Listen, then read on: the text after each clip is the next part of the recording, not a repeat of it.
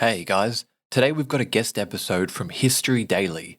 We've had a History Daily feed swap in the past, and you guys seem to enjoy it, so I thought it might be time for another one. For anyone that hasn't tuned into History Daily, the show releases daily episodes on all manner of historical topics. American Civil War, polar exploration, science, civil rights, spies. There's something for everyone, so check it out. Today we've got an episode I particularly enjoyed, the story of American Civil War leader Major General William Sherman and his scorched earth war against the Confederacy. Enjoy!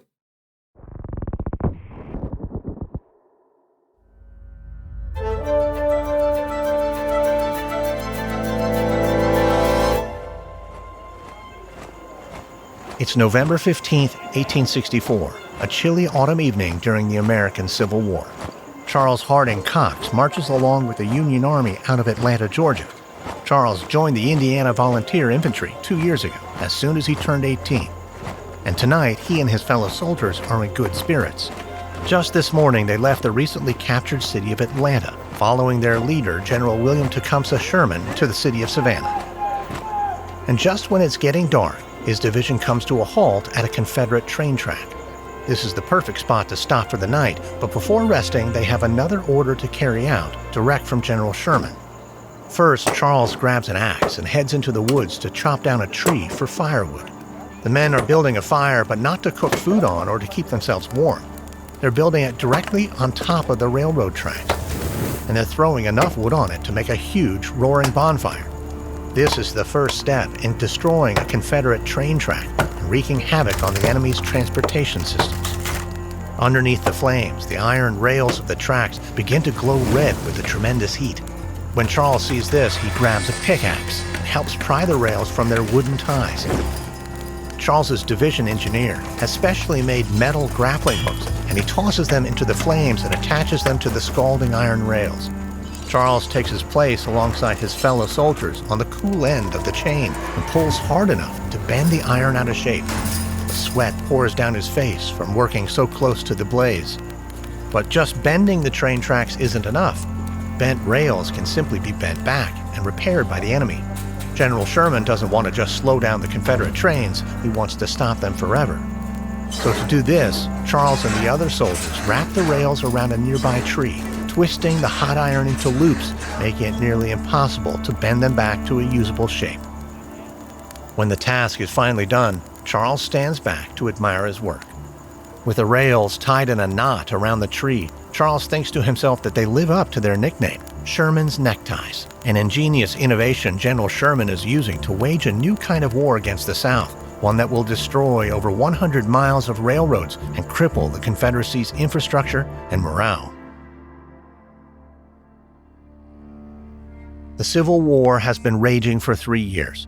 The South is at a strategic disadvantage, but they've been able to defend themselves long enough for the war to drag on for years. But Union General William Tecumseh Sherman is about to embark on a campaign that will change the course of the war, and he won't do it on a battlefield. Instead, General Sherman will take his army to the front doors of southern plantations, embedding his army in enemy territory and marching across the state of Georgia. His men will steal, burn, and destroy everything in their way. In his own words, General Sherman will make Georgia howl with his infamous March to the Sea, which starts on November 15, 1864.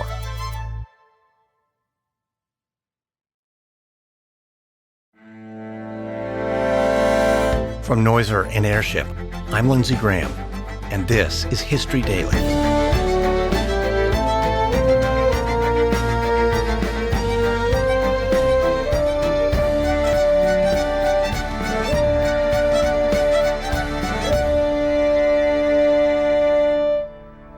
History is made every day. On this podcast, every day, we tell the true stories of the people and events that shaped our world. Today is November 15th, 1864, General Sherman's March to the Sea. It's October 12th, 1861, 4 years before General William Tecumseh Sherman will begin his rampage through Georgia. It's after midnight inside a telegraph office in Louisville, Kentucky. The machines click out their messages in dots and dashes of Morse code. As the telegrams roll in, General Sherman paces anxiously. At this stage in his career, General Sherman is an up-and-coming young officer in charge of the Union Army in Kentucky. Tonight, he's receiving updates on the war coming in from all over the country. As he reads the messages, Henry Villard and William G. Shanks watch him intently. The two men are journalists here to write a story about General Sherman. But if they were expecting him to be a typical military leader, acting with confidence, dignity, and respect, they found the opposite. The reporters exchange a look as General Sherman continues his pacing, rambling and ranting about his army is weak and surrounded. He believes Kentucky is filled with spies, and he doubts the Union can even win, expecting to be defeated by a hidden army any day. He talks nonstop, not listening to reason. All the while, he compulsively chain-smokes cigars, stubbing one out before finishing it, then lighting a new one. He also can't stop pulling at his beard and adjusting the buttons on his coat in a seemingly involuntary twitch. General Sherman is tonight especially stressed, still waiting on a response from Washington, D.C.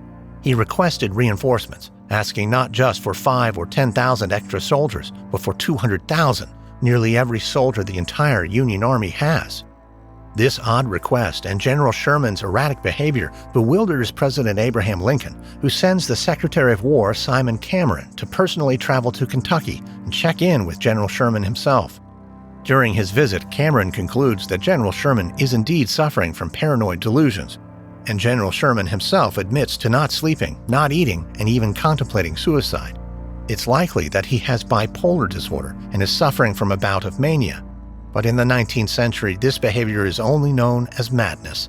And it's not long before word gets out, and newspapers all over the country are reporting in banner headlines that General Sherman is insane and unfit for service. It's a shock and embarrassment to him and his whole family. It's not a surprise that he's relieved of his command. So General Sherman returns home to Ohio. But this is just a temporary setback. It takes him only 3 weeks to recuperate with plenty of reading, rest, and his wife Ellen's home cooking. He then proves himself to be stable and reliable once more and assumes command of another army in 1862.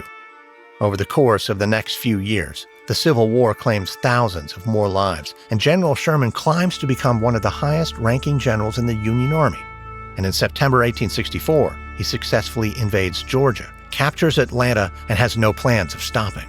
There's no opposing army this deep in the South.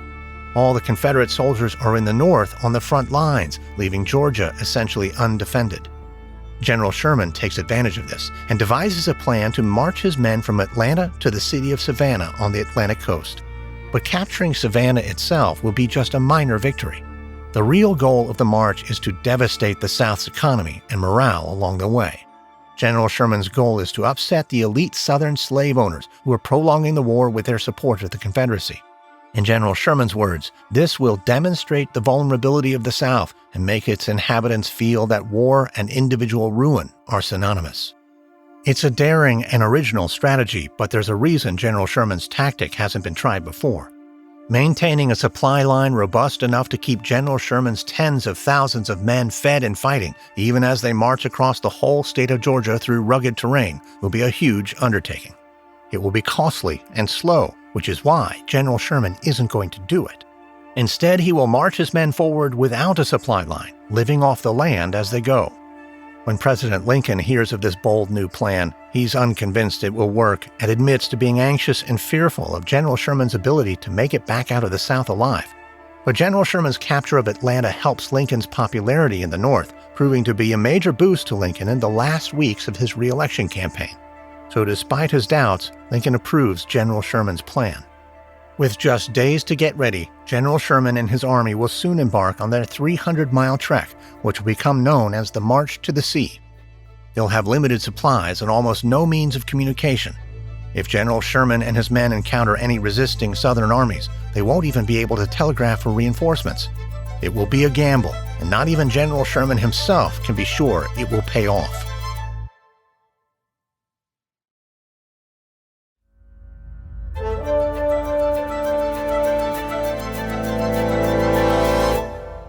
It's November 19th, 1864, outside of Covington, Georgia. Plantation owner Dolly Sumner Lunt wakes up and gets out of bed, already dressed for the day. She slept in her clothes last night because she heard the Union Army was in the area. She goes to her window to check on her land and is relieved to find it quiet and peaceful. The war hasn't yet come to her backyard. Maybe General Sherman's men won't find her farm, which she has been running on her own since her husband George died several years ago. So after breakfast, she and her daughter Sarah walk to their nearest neighbors to check if they have any news. The neighbors report that they haven't seen any Union soldiers either, but they are still frightened they could be near. A short while later, Dolly and Sarah return to their plantation, and they are horrified to find their front yard is full of Union soldiers. Dolly is terrified for her life. She's heard nothing but the worst about the brute General Sherman and his horde of Yankee pirates. And sure enough, the Union soldiers on her property are breaking down doors and throwing open chests. But they're not looking for gold, they're looking for food. They steal 1,000 pounds of meat, lard, butter, eggs, pickles, jugs of wine, and 18 turkeys, hens, and chickens. Her cows, mules, and horses are stolen as well. And when Dolly protests to the most senior Union officer she can find, he apologizes and says there's nothing he can do. They're acting on General Sherman's orders. 60,000 men marching 15 miles a day across Georgia need a lot of food to keep them going. With no supply train following them, General Sherman has ordered his men to live off the land and steal whatever they can from plantations. The men ransacking Dolly's farm are called bummers, and no pantry or kitchen in Georgia is safe from their stomachs. But despite Dolly's fears, the Union soldiers don't burn down her house, and they don't take her life, just her property, including what she considers to be her property, her slaves. The newly freed slaves are marched out of her plantation by Union soldiers to join General Sherman's march to the sea, where they will start their lives anew. As Union forces cross Georgia, thousands of other black men, women, and children become ex-slaves overnight by running off and joining General Sherman's march. In personal interactions, General Sherman treats these fleeing slaves better than most white men would in 1864. He shakes the hands of those who want to thank him and asks them for information about nearby towns, roads, and landmarks. But General Sherman is not an idealist who wants to rescue slaves. In fact, he does consider black people to be inferior to whites, and he doesn't care about freedom or emancipation. He only cares about destroying the Confederacy. Even so, General Sherman does not glorify murdering unarmed civilians. He orders his men not to attack unless they're attacked first, and prides himself that there are never any reports of rape or murder in his ranks. Instead, his troops stick to destroying railroad tracks, cutting telegraph wires, and demolishing bridges and tunnels. Most importantly, they burn millions of dollars of cotton, the economic lifeblood that keeps the South alive. With the Confederate Army engaged on the front lines farther north, the Southern citizens are helpless to defend themselves and their livelihood. There are, however, some skirmishes between the Union and the Confederacy. On November 22nd, north of Macon, Georgia, a division of General Sherman's men are eating dinner when a volley of musket fire breaks out. About 2,500 Confederates attack, starting the Battle of Griswoldville. Despite their superior numbers, the Confederates are not well trained, though. Many are too old or too young, and the rest are armed with guns that are more appropriate for hunting squirrels. General Sherman's men managed to keep the charging Confederates at bay, killing 51 and injuring 475. The battle is a minor one and fails to stop the march to the sea. But hoping to distract General Sherman and divert him away from Georgia, Confederate General John B. Hood's army invades Kentucky. It was widely publicized in 1861 that General Sherman was so paranoid about an invasion of Kentucky that it drove him to the brink of madness. But General Sherman won't take the bait. By 1864, he won't be the same fidgeting, nervous wreck he was in Kentucky. He will be a steadfast leader with Savannah in his sights. By the time he reaches the end of his march, the city will be surrendered to him with little resistance, marking the beginning of the end of the American Civil War.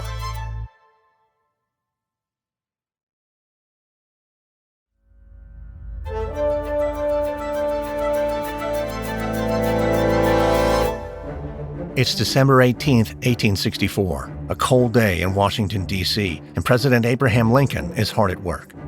The White House is decorated for Christmas with modest displays of holly, bows, and wreaths, but Lincoln can't afford to take any time off for the holiday, not with a country still at war with itself. There's a knock at the door, and an aide brings in an important telegram from General William Tecumseh Sherman, who the president hasn't heard much of since he embarked on his dangerous campaign in Georgia. Lincoln almost winces as he unfolds the flimsy piece of telegram paper. But when he reads the message inside, the president's face breaks into a wry smile. General Sherman has written, "President Lincoln, I beg to present you as a Christmas gift the city of Savannah." General Sherman has done it, and his march to the sea is complete. Immediately, Lincoln sends a reply back to General Sherman, telling him the honor is all his. And later that day in Washington, there is a 300-gun salute celebrating the capture of Savannah. The news bolsters the holiday spirit in the North, and President Lincoln begins to believe he'll enjoy this Christmas. He doesn't know it, but it will be his last. Lincoln will be shot and killed by John Wilkes Booth 4 months later. After capturing Savannah, General Sherman and his men turn north and deploy the same tactics they honed in their march to the sea on the Carolinas. This march is even more physically demanding than the previous one, with soldiers walking 425 miles in 50 days. General Sherman and his men are again pillaging, burning, and destroying everything of monetary or military value, with even more brutality than they had in Georgia, especially in South Carolina, a state they hate because it was the first to secede. When General Sherman's men reach its capital city of Columbia in February 1865, they burn it to the ground. A month later, General Sherman wins the last major battle of the Civil War at Bentonville, North Carolina. Although it will take another 2 months for the South's surrender to become official, the Confederates are defeated. All told, despite the scorched earth policy and his hatred for the seceding South, General Sherman's campaign produced few casualties. In 3 days at the Battle of Gettysburg, there were over 45,000 struck down. In the 37 days of General Sherman's march to the sea, there were only 3,000 casualties. In the years after the war, General Sherman would become the commanding general of the United States Army until his retirement in 1883. But unlike his friend and fellow Union General Ulysses S. Grant, he will never become involved in politics, preferring his hobbies of painting and reading Shakespeare until his death in 1891. Today, the city of Savannah celebrates General Sherman's capture of the city and the emancipation of the slaves living there with their annual Jubilee Freedom Day on December 21st. And all throughout the state of Georgia, there are still iron rails twisted around tree trunks, reminders of the unique economic warfare General Sherman waged during his march to the sea on November 15, 1864.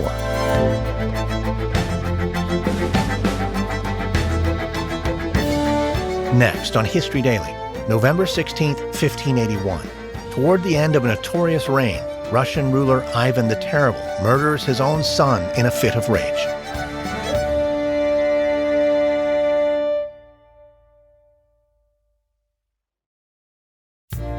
From Noiser and Airship, this is History Daily, hosted, edited, and executive produced by me, Lindsey Graham. Audio editing by Mohammed Shazib. Sound design by Katrina Zemrak. Music by Lindsey Graham. This episode is written and researched by Jack O'Brien. Executive producers are Alexandra Curry-Buckner for Airship and Pascal Hughes for Noiser.